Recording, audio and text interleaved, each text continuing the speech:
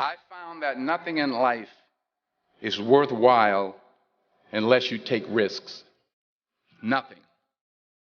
Nelson Mandela said, "There is no passion to be found playing small and settling for a life that's less than the one you're capable of living." Now, I'm sure in your experiences in school and applying to college and picking your major and deciding what you want to do with life, I'm sure people have told you to make sure you have something to fall back on. Make sure you got something to fall back on, honey. But I never understood that concept, having something to fall back on. If I'm going to fall, I don't want to fall back on anything. I want to fall forward. I figure at least this way I'll see what I'm going to hit. Without consistency, you'll never finish. So do what you feel passionate about. Take chances. Don't be afraid to fail. There's an old IQ test, was 9 dots, and you had to draw 5 lines with a pencil within these 9 dots without lifting the pencil. The only way to do it was to go outside the box. Don't be afraid to think outside the box. Don't be afraid to fail big, to dream big. But remember, dreams without goals are just dreams. Reggie Jackson struck out 2,600 times in his career, the most in the history of baseball. But you don't hear about the strikeouts. People remember the home runs. Fall forward. Thomas Edison conducted 1,000 failed experiments. Did you know that? I didn't know that. Because the 1,001st was the light bulb. Fall forward. Every failed experiment is one step closer to success. You've got to take risks, and I'm sure you've probably heard that before, but I want to talk to you about why that's so important. You will fail at some point in your life. Accept it. You will lose. You will embarrass yourself.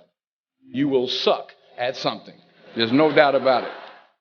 And I know that's probably not a traditional message for a graduation ceremony, but hey, I'm telling you, embrace it because it's inevitable.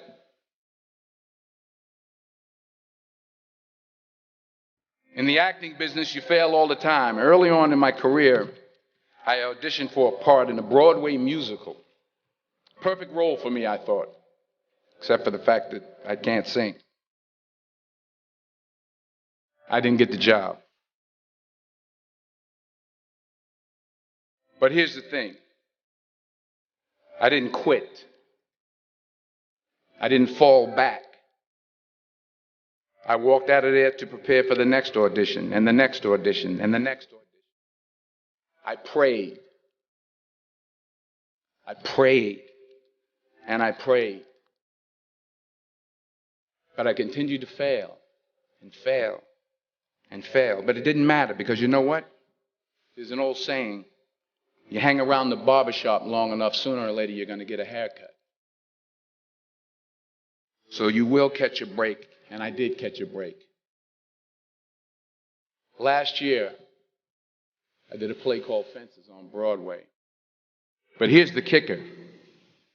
It was at the Court Theater.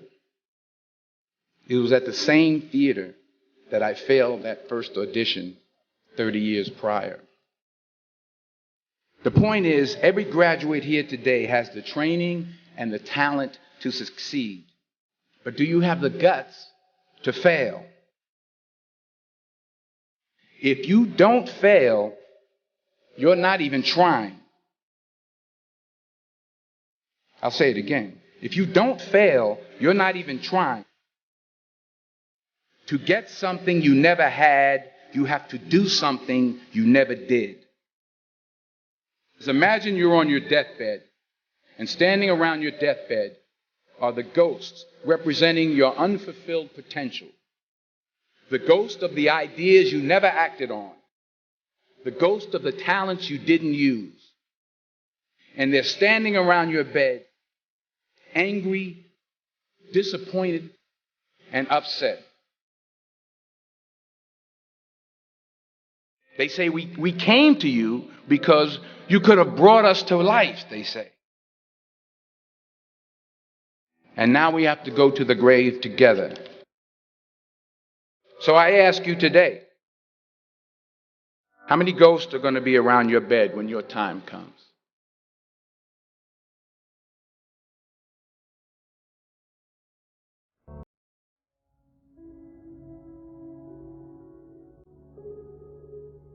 I just got back from South Africa. It's a beautiful country, but there are places there with terrible poverty that need help.